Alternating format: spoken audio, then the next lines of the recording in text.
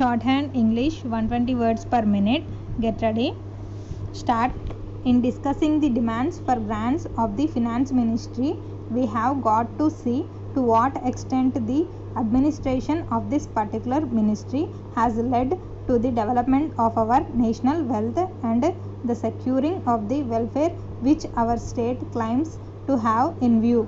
Madam, we must try to analyze very carefully the working of this particular ministry, because it is not merely a department of the government, so to say, but it is the nerve center of the administration of the country. I would like first to refer to the role of foreign capital, because in determining the manner in which the permission of capital issues has been granted by the particular administration, we should keep in our mind to what extent the interests of our nation have been served.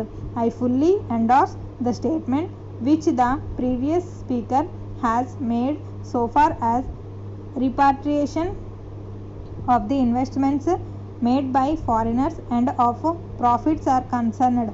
We have dealt with this topic quite a number of times, and I do not want to reiterate anything apart from only supporting what the honorable member who just now spoke said. I would now like to deal with the investments of foreigners in India. Madam, the government of our country accepted the proposition that in allowing foreign investment, it should come in only in such industry and such form of production wherein our national investors will not come forward and in which technical skill is wanted. There is also one other factor which the industrial policy of our government of 1948 as adumbrated further in 1949 by the Prime Minister laid down.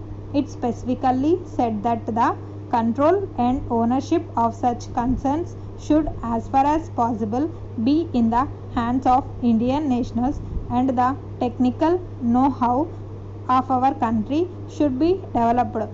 I would like to emphasize the figures that have been put forward for the last few years from 1947 till the end of 1952 or the early part of 1952. It has been reported that rupees 19 crores of foreign capital have been allowed to be invested in our country. Of that, particularly more than rupees 6 crores have been allowed to be invested in managing agency and trading enterprises in our country.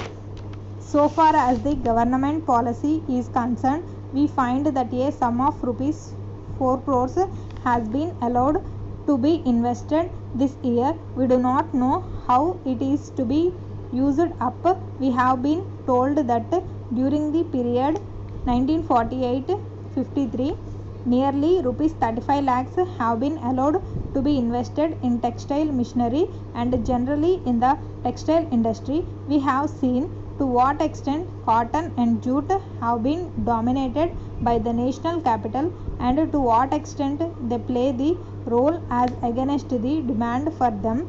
We know further what the government is doing in regard to these industries and how the Indian counterpart in these industries are behaving.